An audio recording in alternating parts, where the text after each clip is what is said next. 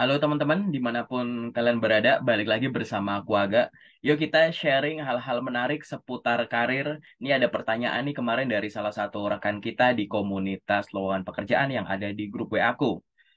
Kak, gimana sih tanda-tandanya kalau aku tuh udah siap gitu untuk kelamar kerja ke posisi yang lebih tinggi? Atau aku udah siap untuk diberikan tanggung jawab lebih atau promosi jabatan kayak gitu. Menarik ya teman-teman ya. Mungkin di sini ada yang sedang merasakan hal itu atau yang baru saja mengalami atau mungkin baru kepikiran bahwa ya juga ya mau sampai kapan aku kayak gini terus gitu. Nah, di sini yuk kita diskusi bareng. Dipersilahkan kalau misalkan teman-teman ada masukan, ada pengalaman pribadi, atau ada suatu cerita yang bisa kita diskusikan bareng terkait dengan tanda-tanda kalau kita siap melamar pekerjaan dengan jabatan lebih tinggi, boleh dituliskan di kolom komentar. Semoga kita bisa transfer informasi. Nah, di sini aku pengen sharing 6 hal ya, yang jadi ciri-ciri biasanya kalau teman-teman itu udah siap untuk melamar pekerjaan dengan jabatan yang lebih tinggi dari sebelumnya. Yang pertama itu adalah terkait dengan pengalaman kerja dan lamanya bekerja. Tidak bisa dipungkiri ya teman-teman, secara umum bahwa lamanya bekerja itu akan membuat teman-teman itu terlatih, terampil, tahan, dan tahu suatu pola. Nah, lamanya bekerja biasanya itu akan selaras dengan pengalaman kerja yang dimiliki. Akan ada hal-hal yang tadinya belum pernah jadi pernah, yang tadinya pernah jadi mahir, yang tadinya mahir mungkin jadi lebih lebih terasa lagi dan bisa menemukan inovasi baru di lapangan sesuai dengan kondisi lapangan perusahaan masing-masing. Nah, di sini apabila teman-teman itu merasa bahwa saya sudah cukup lama bekerja di sini dengan memiliki tanggung jawab yang beragam, yang luar biasa banyak, yang bervariasi, yang benar-benar bisa saya jelaskan secara umum maupun sampai dengan terperinci, yang tidak hanya berguna pada saat kondisi normal, namun kondisi genting, bahkan bisa menyesuaikan diri pada saat terjadi suatu perubahan kondisi mendadak di pasar, di lapangan, di kondisi industri, maka itu adalah salah satu ciri-ciri bahwa sebenarnya teman-teman tuh udah siap gitu untuk diberikan tanggung jawab lebih atau untuk bekerja dengan jabatan yang lebih tinggi. Itu yang pertama. Yang kedua adalah teman-teman itu berteman dengan masalah dan kebuntuan. Banyak sekali dari kita mungkin sadar bahwa di awal-awal pengalaman kerja kita, khususnya bagi teman-teman yang sudah experience ya, coba dibayangkan, awal-awal kita menemukan suatu masalah, kadang itu kita satu mungkin panik, gugup, nggak tahu gimana, kadang diem, kadang ketakutan, atau kadang hanya sekedar untuk tanya saja ke atasan kita, ke rekan kerja kita segan, kita malu, kayak gitu, ya kan? Tapi lama-kelamaan, teman-teman itu akan mulai berteman dengan suatu masalah. Masalah itu tidak dipandang menjadi sesuatu hal yang negatif, tapi teman-teman di sana itu memiliki suatu ketenangan, ketenangan jiwa, ketenangan berpikir, dan mulai secara sistematis memikirkan solusinya. Teman-teman mulai bisa berpikir terkait dengan ini ada kebuntuan nih, apa yang harus saya lakukan?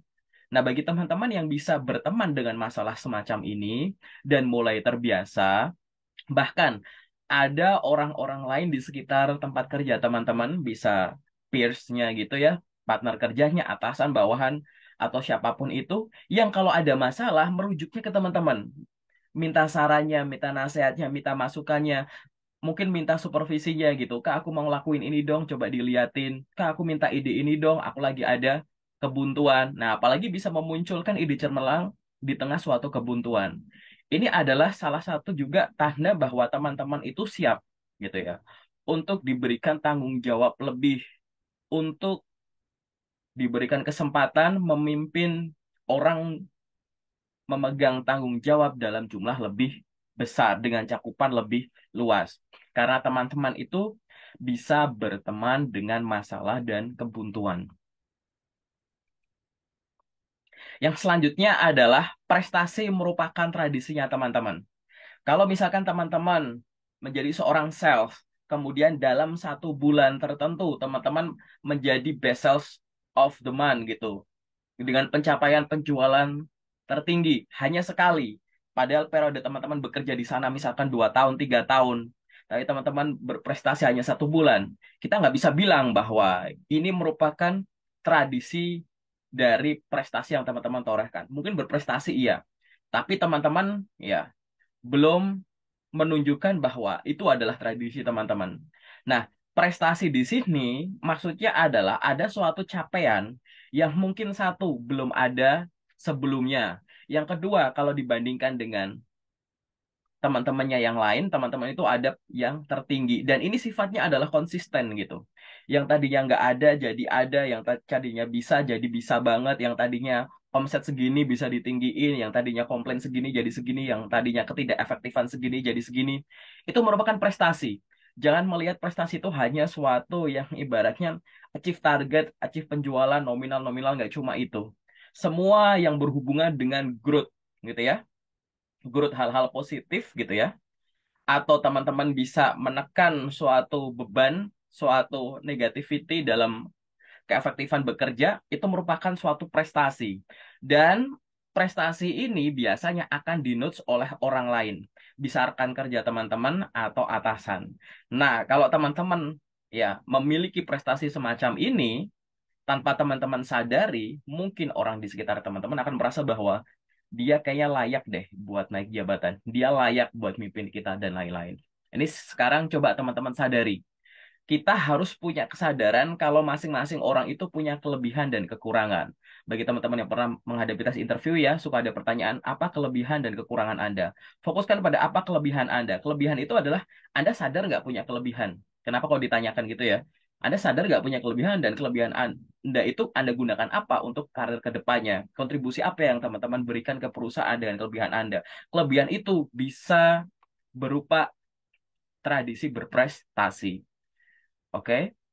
Kemudian yang selanjutnya adalah keinginan untuk berkembang secara eksponensial.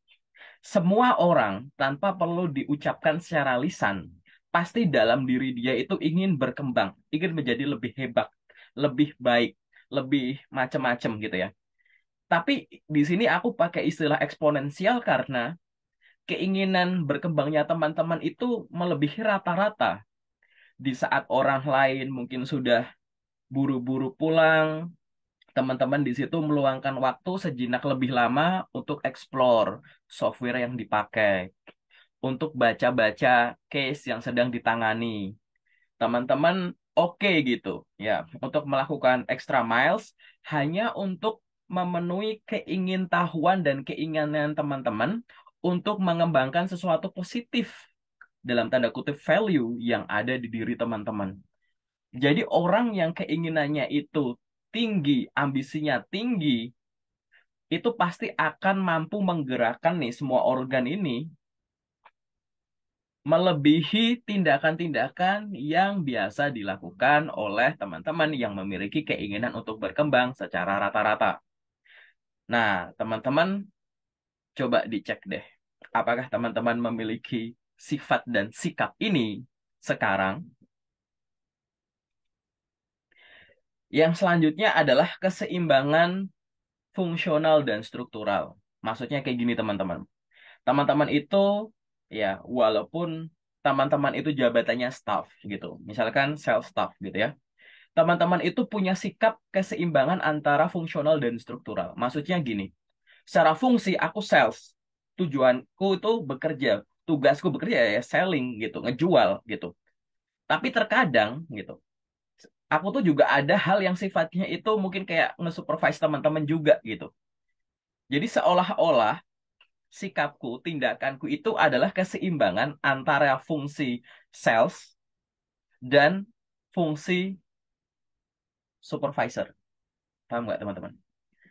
Jadi kadang aku ngawasi teman-temanku untuk ini itu, kadang aku memberikan arahan ini itu, kadang aku juga jualan, tapi sebenarnya jabatanku tuh masih di level staff gitu.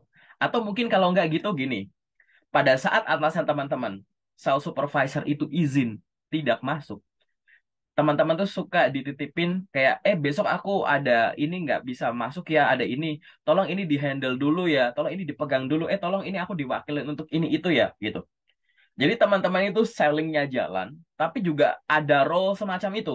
Nah, ini juga bisa nih kita sebut sebagai keseimbangan antara tugas fungsional dan strukturalnya teman-teman. Jadi kayak, atau mungkin teman-teman gini, pernah nggak teman-teman di atas kertas di kontrak kerja sama itu posisinya sebagai apa? Tapi kadang juga backup posisi lain gitu, ya kan? Apalagi backup posisi lain itu yang levelnya itu mungkin lebih tinggi dari posisi teman-teman sekarang. Jadi ibaratnya ini kayaknya bukan tugasku deh. Ini harusnya tugas yang jabatannya lebih tinggi deh. Ini tugasnya asisten manajer deh. Ini tugasnya manajer deh. Tapi itu diberikan tanggung jawab ke teman-teman. Jadi ada keseimbangan antara dua hal ini. Teman-teman tidak melulu gitu ya membahas hal-hal yang sifatnya itu adalah tugas hariannya. Kadang-kadang hal-hal yang sifatnya strategis itu teman-teman dilibatkan. Nah, ini adalah salah satu ciri juga bahwa teman-teman itu sebenarnya siap untuk mencoba mencari pekerjaan dengan jabatan lebih tinggi. Dan yang terakhir adalah hati bergetar saat ada kesempatan. Paling gampang apa? Ada info locker, teman-teman.